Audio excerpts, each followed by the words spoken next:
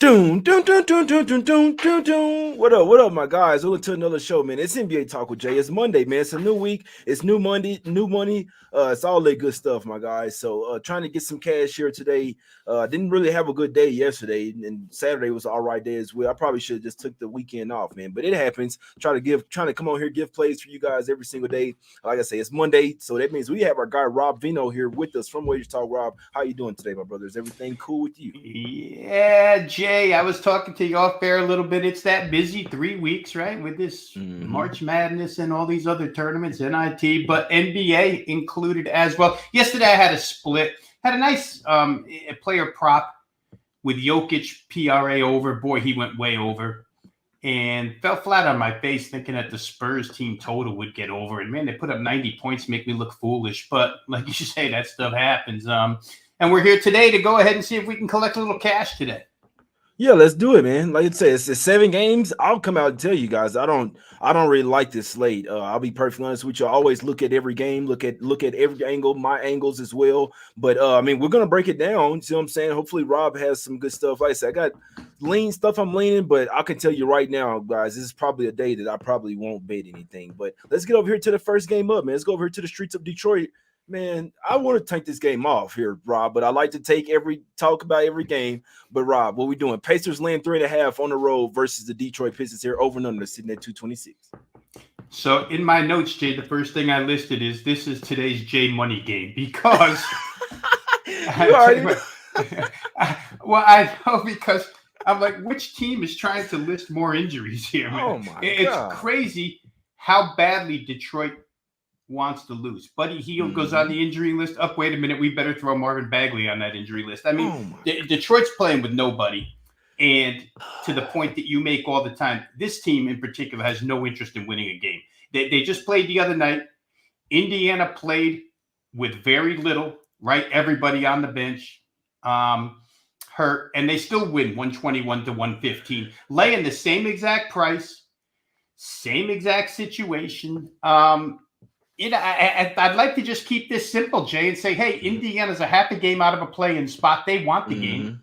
Detroit, fighting for lottery picks. They don't want the game. So who wants to bet the team that doesn't want the game after they just proved to us that they can't cover this number in this venue against this team 2 nights ago? So I think if you keep it really simple, it's Indiana or nothing here. It's simple, guys. I mean, like I say, I like to keep up every game. I don't want to disrespect any of these NBA teams, but the Pistons do not want to win games. I mean, you really could just like fade them on the money line every single game. They might win one game for the rest of the season, but I wouldn't be surprised if they lost out. Just look at the injury report. And that, like you said, I didn't even notice that Hill was questionable now, Rob. And then, so you got no TJ McConnell, Miles Turner, Halliburton now, Benedict Mathurin now. It's crazy because they come out and say after the last game, they're not going to play versus the Pistons. They know they don't need them. Then you see Hill come up. No Alec Burks, Marvin Bagley, Bogdanovich, Jaden Ivey, Isaiah Stewart, Diallo. Get this game out of my face, guys. Only looking at the Pacers minus 3.5. Only looking at Pacers money line. I think it's pretty simple. Probably should just take the Pacers blindly here, guys. That would be my advice here. Let's get over here to some real games, guys. Let's go over here to the streets of Atlanta here. We have the Hawks laying 5.5 points at the house versus the Minnesota Timberwolves in this one here, Rob. Timberwolves on a little losing streak in this one, and now Rudy Gobert is out as well. So 2-game losing streak. They lost in overtime versus the Nets, and now when Rudy Gobert, this is an actual injury. He did really turn. I'm watching that game. He turned his ankle, and Nelwyn was like hopping around. So we know he probably wears like a size 23 or something, man. Bigfoot over there. So how you looking at this one, Rob? I guess you could say, how will we look at this one with or without Gobert versus the Hawks in this, who don't play much defense? Yeah, I'm going to backtrack to the game we just talked about real quick here, Jay, and I know we didn't want to waste time on this, but I do want to point out for guys that are playing player props, if you're looking at Pistons, boy, those 2 big guys, Wiseman and Duren, just continue to put up numbers. Duren the other night, 16 and 11 in just 20 minutes of play. Wiseman, 16 and 9 in almost 26 minutes of play. And Bagley's not playing, so they both get a few more minutes. If you're interested in double props with either one of those guys, I could suggest, those are worth looking into. Here, Jay, I didn't look at it immediately from a side perspective. What caught my eye was the push on this total all the way to 245. So I went back. Minnesota hasn't had a game listed this high total-wise all season long. The highest total they've had closing number was 240.5 against Charlotte. They did have a game against Sacramento last week where the number was only 237.5, 8 points lower. However, in fairness, that game did go 138 to 134, well over the total. But I just find Sacramento to be different offensively than the Hawks. I think they're faster, and I think they're more efficient offensively. What also gets me on this total, and the reason why I almost have to look under, is because Mike Conley, I don't know if anybody caught that interview with Mike Conley on NBA TV last night, but he did nothing but preach defense. He said, when I came here, I didn't even care about the playbook. Don't even tell me the playbook. Just tell me what are the defensive calls. What do we need to be in certain situations? We need to play defense. And that's good for me because I kind of labeled the T-Wolves as an under team coming out of the break, right? And they have been under for the most part.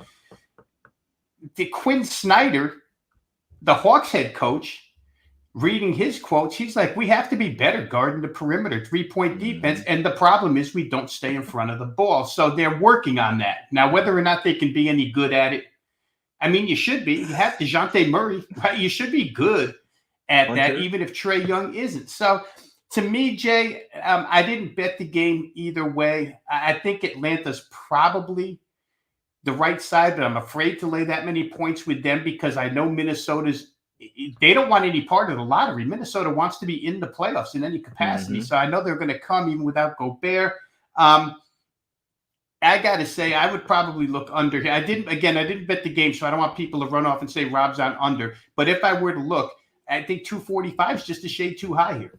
No, that's a good look there as well. I'd like to have Gobert in there, but I mean, he's been somewhat good for them offensively as well. Man, Timberwolves 0-5 against the spread last 5 meetings versus the Hawks. Also 1-4 ATS last 5 in Atlanta as well. So for whatever reason, they hadn't really fared well versus the Hawks. Now we know Anthony Edwards, he's from Atlanta, right? He's going to have to turn up here, and with the they don't necessarily have the wing. Now they got Hunter and they have Murray, like you said, but they're not.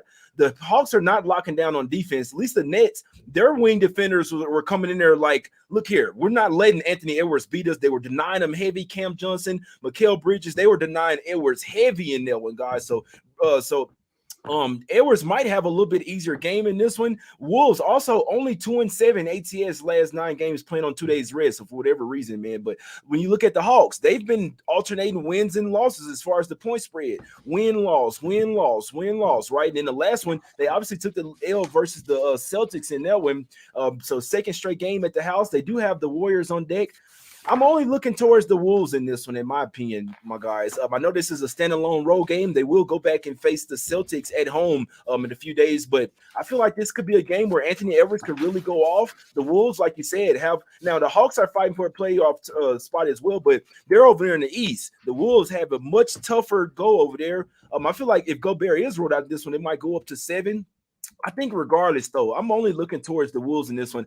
Like you said, they play a lot. They give a lot more attention to detail on the defensive end, and they can score with the best of them as well. So I think that's the difference in this game right here. The Wolves, they play enough defense to possibly cover this point spread. I don't trust the Hawks laying points, even though they have been win-loss. I could only look towards the Wolves here catching the points. And like I said, if Gobert's in, it might not go down too much. If he's out, though, it'll definitely. So if he's in, it'll probably go down to 4. If he's out, it'll probably go up to 7. Regardless, I'm only looking towards the Wolves in this one. I couldn't talk you off that underplay as well, Rob, especially with the Wolves paying attention to defense in that one. What do you think about some Anthony Edwards props in this one, him going back home to Atlanta?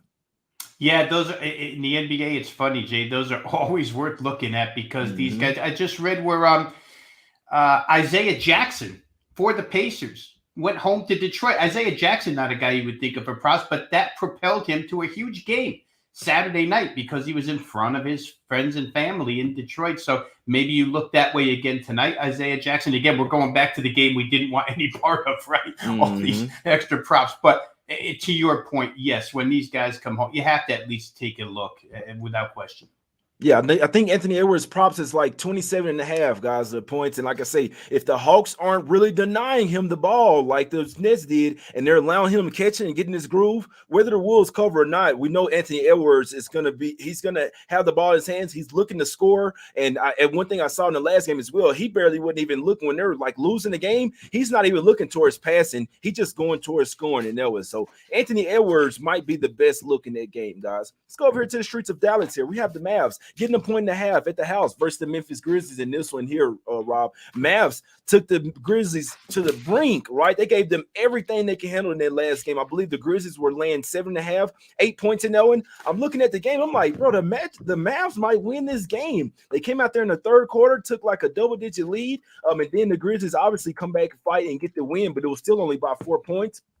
What are we doing in this game here, Rob? Obviously, Kyrie is questionable. Luka is out for sure. I'll tell you right now, I'm leaning towards the Mavs first quarter, first half in this spot. Wouldn't be surprised if it was a trifecta spot as well. You will need Kyrie in there. I'll tell you that right now.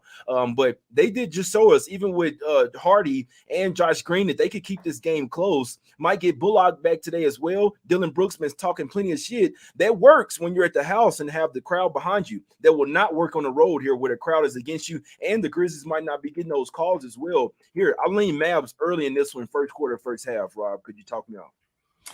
Well, Memphis has been a good first half team, right? According to the numbers, and most of that work is done at home. To your point about them needing to be at the house, so there's two different ways to look at that.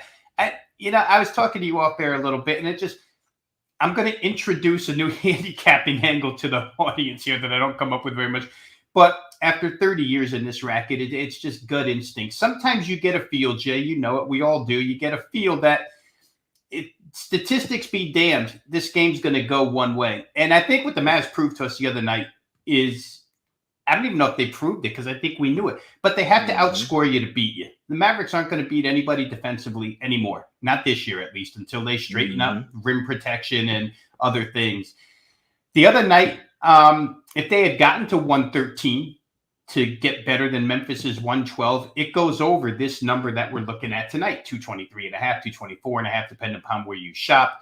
That's the way I'm going to play it, and I'm going to play it over. A couple of reasons why. Memphis was horrendous from the three-point arc the other night. If I take the combination of Dylan Brooks, Jaren Jackson, Tyus Jones, and Aldama, those guys run out there and put up 2 for 20 from three-point land, 10%. You can't make a three. If they make a three, game basically gets over. So I would expect them to make more than one tonight. I like the Mavericks. You know what? Offensively, Jay, they are set up. If the idea is to surround the perimeter with guys that can stick threes and let Luka and Kyrie collapse defenses, they've got that part of the process they've got down. These guys can shoot threes. They had 15 the other night. Memphis's defense on the road sometimes doesn't travel, and I know they've got these great season-long defensive numbers, but to me, they're a different defensive team without Steven Adams and Brandon Clark at the rim. And to what you said, if Kyrie plays and Kyrie approaches the rim the way Kyrie likes to do, I don't know that Memphis can stop him from getting to the foul line at least. So I like over. I thought the game should have been priced in the higher 220s, maybe 228. I got to look at 223.5 this morning. I bet it. And that's what I'm going to stick with here. Dallas at home, up and over the total here. Not just Dallas, but the game over the total, 223.5, 224.5. Shop the best number. Yeah, I couldn't talk you off that as well, man. We saw the Mavs have some success on the offensive end in the last game. And if Kyrie is in, the pace will shift. So remember I said, without Luka, these guys want to run and gun, man. And I heard Josh Green talking in a post-game interview. He said the ball was popping. We were moving the ball. That kind of tells me that when Luka's not out there, obviously the ball sticks a ton. He's walking the ball up the court, dribble, step back three. Even when we saw when Kyrie first got to the team and they were playing without Luka, they were running and gunning, guys. So really I'd like to have Kyrie in this game. I do like the Mavs early in this one. They're coming off 2 straight losses as well. Obviously they're only 3-7 against the spread last 10, and only 3-7 straight up as well. So the Mavs need this win. The Grizzlies, I think they're gonna. It's just not a great road team, guys. I'll tell you that right now. 12-21 away, and they're only on their last 4-game road trip. They were only 1-3 in the first half as well. So they were starting out slow games. Only game that they did win, and that one was versus the Houston Rockets. They lost versus Denver, the Clippers, and the Lakers in that one. Come home, get 2 huge wins versus the Warriors and the Mavs here. But like I say, going on the road, I don't want the Grizzlies on the road. And I think it's a good spot to fade them here early. Only 11-22 against the spread on the road as well. So I want Kyrie in there, and then I want the Mavs in the first quarter and first half. We know with the teams play back to back, you want the team that lost the first game early in that one. That's the peak motivation spot. Anything can happen full game, but for the Mavs to come off the loss to this exact same team, we know the Grizzlies aren't the same on the road as well.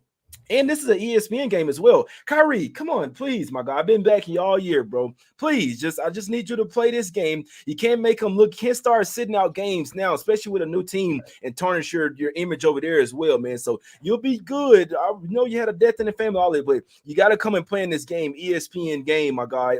And like I said as well, play for your family member as well. Play, and if you lost a family member, play for him. You see what I'm saying, bro? Play your heart out. I sent Kyrie a message on Twitter, man. I said, come on, bro, please, just please, man, come in here and play. So ESPN game, a lot of people are going to be looking towards the Grizzlies with Luka out. All we need is Kyrie in there, and the rest of the boys, they just showed you they can hang with the Grizzlies. I want Mavs first quarter, first half here, soon as Kyrie gets in. And like I said, I lean to that over as well. I think all of those correlate, Rob. As soon as Kyrie's in, you better look towards that over and no. And I like Mavs first quarter, first half in this one, Rob. Let's go over here to the streets of Miami here, man. We got the Heat laying 7.5 points at the house versus the Jazz, getting 7.5 on the road here. Tough one, right, Rob? But I got a hidden little angle on this one. I don't know if it's gonna work, but good, Rob. If you're the Jazz here, right? What do you like in this game? What do you like? Is it too many points to be laying with the Heat here? Well, I'm wondering if what we're watching lately really is the Miami Heat offense, right? Go back 6 games, and 5 of their game totals, what they produced, 120, 117, 130, 119, 114. All of a sudden, the Heat can score as slow as they are. They've played bad defenses over the course of those 6 games for the most part. I won't list the Knicks in there, but I will list Orlando as bad. I will list Atlanta as bad. Utah's especially bad. So it makes me, because my first inclination was under, but it makes me start to think maybe Miami can score against these bad teams. But more than that, I started to look at Jimmy Butler. It's funny. Last Monday, I was on with you, and I made the comment off of a Miami loss, and Jimmy Butler was questionable on the injury list. And I said, maybe Jimmy's just tired of this. It ain't working this year. But he's far from tired, Jay. His numbers are tremendous. Mm-hmm. It's almost like he's taking this whole situation into his own hands. The heck with the rest of you guys, Hero and Lowry and everybody else. His numbers, points, rebounds, and assists, I have him here. 45, 41, 38, 45, a 33 stuck in there, and 46, 5 of the last 6 games. His PRA is listed at 36.5 tonight, but against the Jazz, they're defenseless. He's been getting to the free throw line a bunch. That's where his points come from a lot of the time. I'd almost rather just play a Jimmy Butler PRA prop over in this game and sit back and root for him than try and figure out what's going to happen here, because Utah – I could come on here and say a lot of things about how bad Utah's defense is, but Utah's managed to cover some numbers.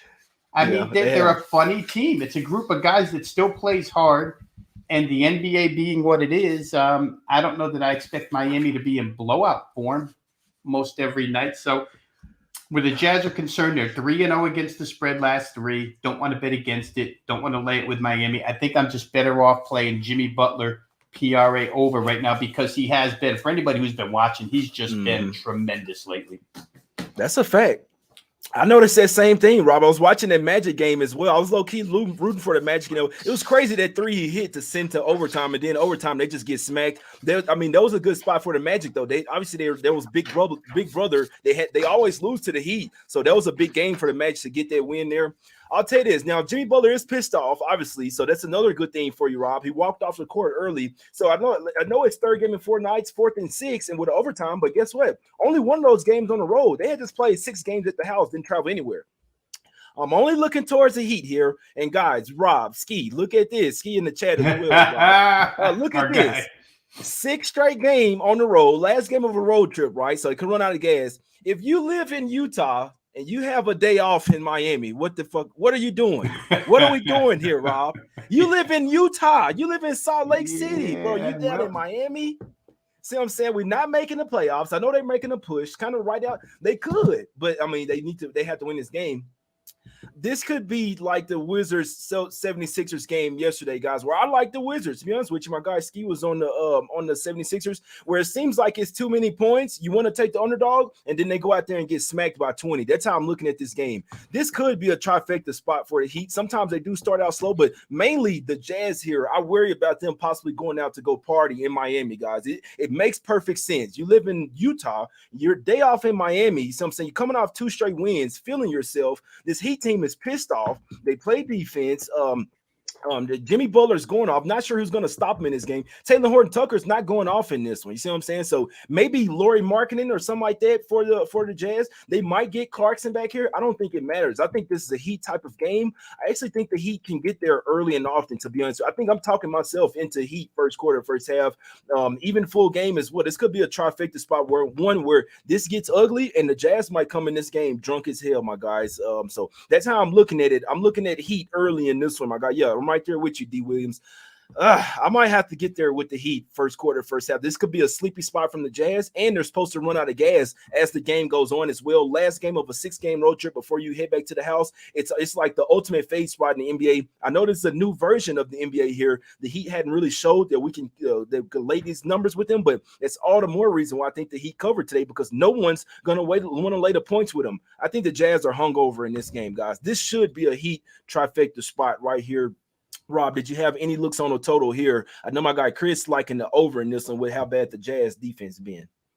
Well, let me go back, and this is why I love talking to you. Ski did the other half of the puzzle for me, right? I started this whole analysis by saying the Miami offense has been unrecognizable because they're putting up a boatload of points in 5 of the last 6, and then Ski chimes in the chat room there.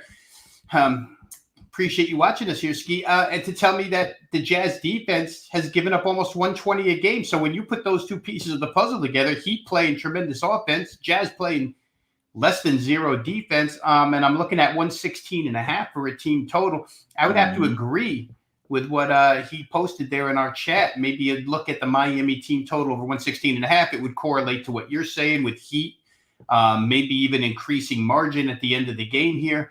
Because the Jazz get tired. Boy, oh boy, Jordan Clarkson's been on the injury list, and if he was out on Miami Beach last night on top of that, yikes. Boy. For those who really want to look for something deep with Utah, I would just go to Walker Kessler. He's been putting up these double-doubles. Go to his rebounds, go to his double-double, go to something. You probably get a good price with Walker Kessler props. Yeah, that's a good one. Yeah, and my guy in the chat as well said maybe THT under PRA with a little letdown game. He's not going off like he did versus Charlotte. I can tell you that right now. I think the Heat come to play here. No one will want to lay the 7.5 with them, but I do think they win this game by double digits, guys. So I'm gonna think about this one a little bit more. We know the Jazz. I mean, they started to get hot versus some lesser teams. Magic, Hornets as well. I mean, they played close versus the Mavs, which the Mavs shouldn't have been laying 11 points in their games. Simple. But when you see them lose back-to-back games versus the Thunder, that's more indicative of how the Jazz are, in my opinion. So after a couple straight wins, I think they revert back to being the ass Jazz in this one. I think they get blown out in this one. I don't like it's last game of a 6-game road trip and day off in Miami really tells me that this is a Heat or nothing spot. My strongest leans will be first quarter, first half, but I do think they get it done in the full game as well. Let's go over here to the streets of Houston here, Rob. We got 3 more games. Let's get through them. Rockets getting 12.5 here at the house versus the Celtics. I'm only looking at Celtics team total overs. I don't even know if they can cover the spread, to be honest with you, but Celtics team total overs, first quarter, first half, full game, should probably get there in this one, Rob. How you looking at this one? Yeah, I just, you know what? You say things and it triggers thoughts in my mind. You said that they're going to revert to being the ass Jazz, and this is way off topic, Jay. I was on another show, and I said I don't want the ass end of the line. And then in the comments section, somebody wrote, "Rob, you eat ass?" And I'm like, I'm not talking about eating ass. I'm talking about getting the bad end of the line. So I'm done with that phrase, Jay. I'm not talking about it anymore. These chat rooms are crazy. Boston and Houston. Yeah, I mean, Boston, obviously, when I play Boston team totals, generally they're at home because they've been so good in that building at shooting threes and scoring points. But again, with Houston's defense and with the pace that the game can be played at, you have to believe it's going to be high scoring. I would bet over in this game, except that I'm generally afraid that Houston, they score a lot, then they don't shoot well. Then they score a lot. You know, it's always their field goal percentage that dictates where their games end up total-wise. And you can never be sure that these guys are going to make shots. Şengün, I think I saw as questionable on the injury list. If I did, he's a big piece of that puzzle because without Robert Williams in the middle, Şengün could have a nice night. I think, Jay, I didn't bet this game, but if I were going to bet it, I think I would bet Boston. If you're going to bet team total, I would bet it first half for fear that they pull guys toward the end of the game. However, that being said, when they stick guys like Sam Hauser,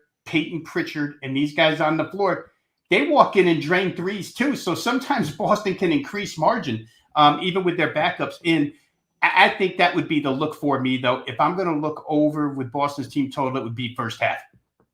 I'm right there with you, man. The Rockets even just allowed 119 to the Bulls, guys, who really struggle offensively as well, man. So, I just want to say, if you like the show, man, hit the like button, my guys. We got a little comedy show today, man. But in this game, man, Rockets only 2-8 straight up last 10, 3-7 against the spread last 10 games as well. Like I say, I just feel like the Celtics can really score at will here. Obviously, they're a 3-point shooting team. If the 3 points are dropping, they might not hit it. But the first quarter team totals at 31.5. If I believe, if I'm not mistaken, I looked at the Rockets last night and they've been, it's either they've been allowing it or the Celtics have been going over their team totals in the first quarter and the first half in their last 4 to 5 games in this one, man. So I see the Celtics coming out here going. The Rockets defense is basically non-existent. Yeah, so it's the Celtics. They've basically hitting this team total in 4 of their last 5 games in the first quarter and in the first half, guys. It doesn't matter. I mean, even playing the Cavs, a really great defensive team, right? They're going over this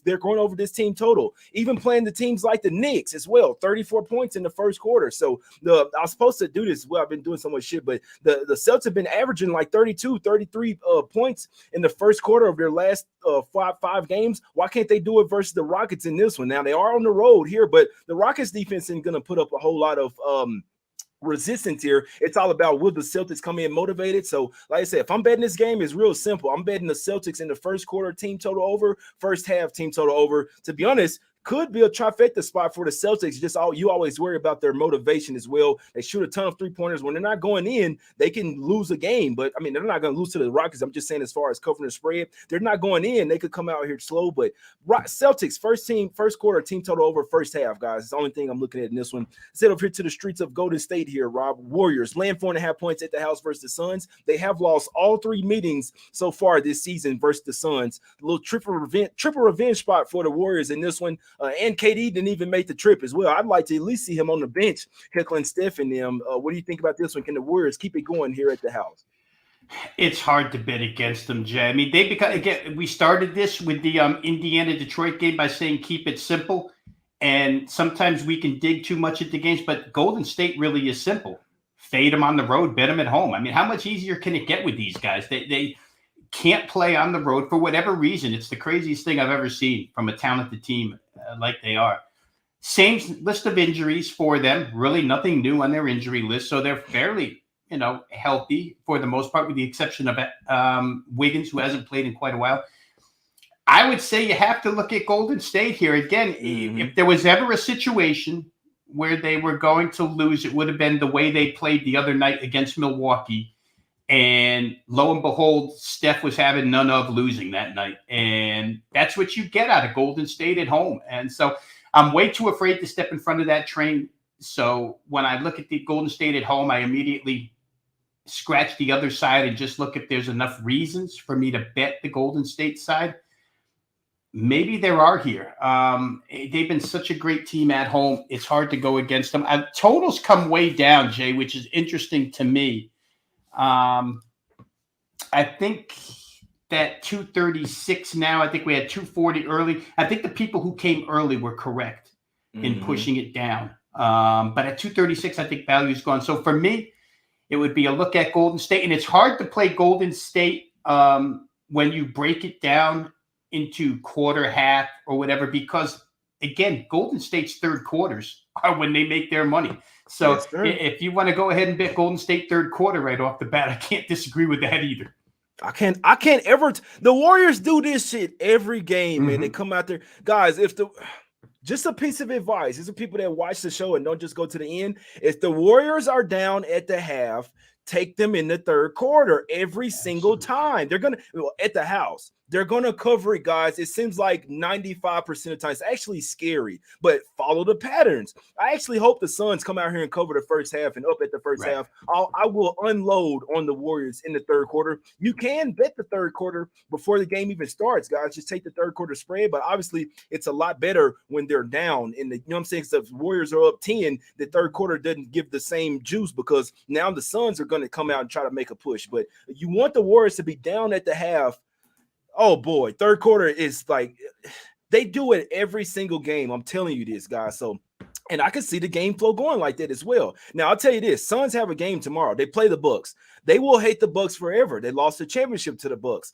I think the Suns will lose this game. It's exactly what Amazing is saying. I don't know if the Bucks win tonight, but I know that the Suns probably won't win this game. It's going to be really hard to beat the Warriors 4 straight times in a season. The Suns, they kind of figure things out again without KD right now. I know they're coming off a loss at home. I took a L on the Suns in that one versus the Kings in that one, but I think a bigger spot for them. It sounds crazy, but versus the Bucks getting some championship revenge. Remember, they just lost to them as well. 101 to 104, so they really could have won that game. I think the Suns get it done tomorrow versus the Bucks. And I think tonight they kind of they know that they have a game tomorrow. This is a Warriors game. Simple. I'm only looking at Warriors -4.5. They don't usually come out with the juice though. For whatever reason, they always do it in the second half. So you can probably get a better number live with the Warriors here. I could actually expect the Suns to come out with some here first quarter, first half. I just know I want the Suns to have a lead at the half. And I'm telling you right now, I like just come back and watch the show or just put it in your head. If the Warriors are down at the house, take them third quarter spread, no matter what it is, guys. They come out and smoke it every single time. So that's my look on this game. Possibly Suns first quarter, first half, but the full game, I'm only looking at Warriors. And even though you can probably get a better number in this game, I still think Warriors -4.5 is deciding this game. Suns I think it's almost guaranteed that they're going to lose this game and then probably get ready for the Bucks tomorrow. They know that the Warriors are coming from them. They've won all three straight versus the Warriors this season, so they're going to own that season record. I'm only looking at Warriors full game here. I think they'll get it done in the third quarter once again in this one, guys. So that's how I'm looking at it. If you like Suns, take them first quarter, first half. But Warriors full game should be the look in this one, guys, -4.5. Last game up. Let's go to the streets of Sacramento here. Kings getting 2 points at the house versus the Bucks in this one, Rob. We need to know if Giannis is playing. Simple, right? Yeah, well, that does make a huge difference, right? But there's some numbers I was unaware of, Jay, that really stick out here. Milwaukee, last 12 games they've played, they've covered the first half 11 times. 11-1 against the spread first half. I didn't realize how fast they've been coming out of the chute lately. And remember that Giannis has been absent for some of those. They're 4-0 first half without Giannis. So, again, that may be one way to look. They're 5-1 away from home. So the one loss that they do have is away, but still 5-1, 83% cover first half for the Warriors. For the Bucks. The Bucks are 19-5 straight up against the West. Again, I think Milwaukee takes the West very seriously because Milwaukee's always a team with championship mindset, and to get to the championship, you have to go through the best teams in the West. So 19-5 in a game where they're priced -2, you're basically asking them to win straight up. You may want to look at that as well. Then I looked at the total, and the Bucks total splits are crazy. At home, they're 22-12 to the over. Just blindly bet over this year in Bucks home games. You've hit 65% of the time. Blindly bet under in Bucks road games, and you've won 67.7%. They're an under team on the road, 10, 21-2 over. So the disparity there is huge. I think that, you got two teams that are playing at great pace. Over the course of the last 10 games, I think the Kings are 5, the Bucks are 6, or vice versa. But they're really, really fast teams. But in the end, Jay, I think it comes down to which team do I trust to make a defensive stop at the end of a game? And it's got to be the Bucks, right? The Bucks just have that defensive mentality. I think that they give up a lot of points because they play so fast. If they were one of these teams that played the 30th tempo in the NBA, they wouldn't be giving up any points. But they play fast. They give up points on the other end after they score, whatever. I would say my look is towards Milwaukee. Giannis is up to questionable now. We try and read between these encrypted injury reports. You never really know. But if you think he's going to play, lay 2 now, because you'll be laying 5 later, and nobody wants to lay 5 later. The Kings are up for this game. And real quick here, I rattled off some good Milwaukee numbers, but Sacramento's offense is off the charts. Sacramento's offense, 122 or more points in 12 of their last 14. In those 12 games, their field goal percentage has been between 51 and 58.6%. That's crazy. Nobody shoots over 50 every single night like this team does. So they're a tough team to handle. I know they're ready for this. I just think in the end, if it's a close game, I trust Milwaukee to make the stops that Sacramento can't make yet. Again, if you're going to guess Giannis in, lay it now. I think Milwaukee first half might be a look, though. 11-1 in their last 12 first half is pretty strong, and I think I'd rather ride that train than step in front of it. Yeah, I could see the Bucks coming out here with something. You could also argue that the Kings could be in for a letdown as well after that huge Suns win as well, man. You could also argue that, man. So I'm not playing this game. I don't want to fade either one of these teams right now, to be honest with you. So it's a tough game for me. This is not something I'm looking to bet. This is the more toss-up game of the night, in my opinion, guys. I could see it going either way. And usually when that happens, I don't make a play on the game. Couldn't talk you out the under, though. We know the Bucks are gonna play some defense in this one. One team's gonna play defense, one team is not. One team is going to focus on the offense here. So Bucks are coming off an overtime game. I'm sure they're pissed from that one. Like I say, they have the Suns on deck tomorrow as well. But the whole thing is that this is why I can't bet against the Kings here, because they have lost 10 straight games versus the Bucks. So for whatever reason, the Bucks have absolutely owned the Kings. If there's going to be a spot where the Kings could finally get over it, it's probably going to be this year where the Kings have their best team ever, basically. You see what I'm saying? But the Bucks are also balling here as well. They're coming off a loss. Every time they come off a loss here lately, they'll come back and cover the spread as well, man. So really tough one for me to bet, to be honest with you. I'd say possibly flip a coin in this one, Rob. Let's go ahead and get out of here, my brother. What you liking on tonight's card, and anything to promote over there at Wager Talk? Real quick, let's just run through the wagertalk.com promotion here, Jay. Guys, if you're not part of wagertalk.com yet, it's a free membership. Go over there, drop your email address. You'll get access to all the video content that we produce. Big 3 weeks with college basketball as well. So if you're interested in games and analysis from the group of handicappers over there, including myself, Jay, all the guys Jay has on his show, for the most part, are Wager Talk guys too. So if you like them here, you'll like them there. Go ahead and visit wagertalk.com if you're interested in selection packages. It's $9 Monday. No better chance to try handicappers out than $9 Monday. I myself have NBA and early college up and available. So go ahead and visit wagertalk.com. For the game that I like the best tonight, Jay, I'll go back to Memphis, Dallas. I just think the price is too low on the total here.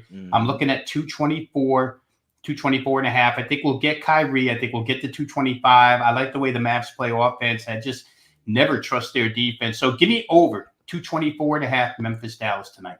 I couldn't talk you off that as well, man. I hadn't bet a single thing today, guys. It is a tough card. I have looks on the card, but like I said, I didn't bet anything. I leaned Anthony Edwards points over in that one. If Kyrie's in, the Mavs first quarter, first half would be my top spots of the day in this one. And I also think it gets over as well in that one. You need Kyrie in there. It's an ESPN game. I'd be very surprised if he didn't play, but it is Kyrie Irving, so you never know what's going on. But like I said, this is a big spot for the Mavs. They usually turn up in national TV games as well at the house. Grizzlies are not a buy-on team on the road, in my opinion. I think the Mavs have the advantage to start this game. First quarter, first half. Wouldn't be surprised if they won the game as well. Also, I think the Miami Heat have the advantage as well. First quarter, first half. Also, full game as well. I know that it's a high number. No one will want to lay it, but Jazz possibly went out in Miami. Never know what happens in that one. So I'd lean Miami trifecta spot there, in my opinion. And the Warriors as well. Triple revenge spot versus the Suns here tonight. Suns with a championship revenge type of spot tomorrow versus the Bucks.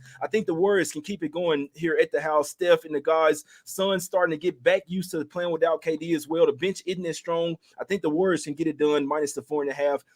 And then Celtics team totals, guys. I don't necessarily want to mess with the spread, but we know the Rockets don't have the best of offenses. The Celtics can get it going versus anybody. All you need is a tad of motivation here. The Celtics should come out there and cover their first quarter and first half team totals, guys.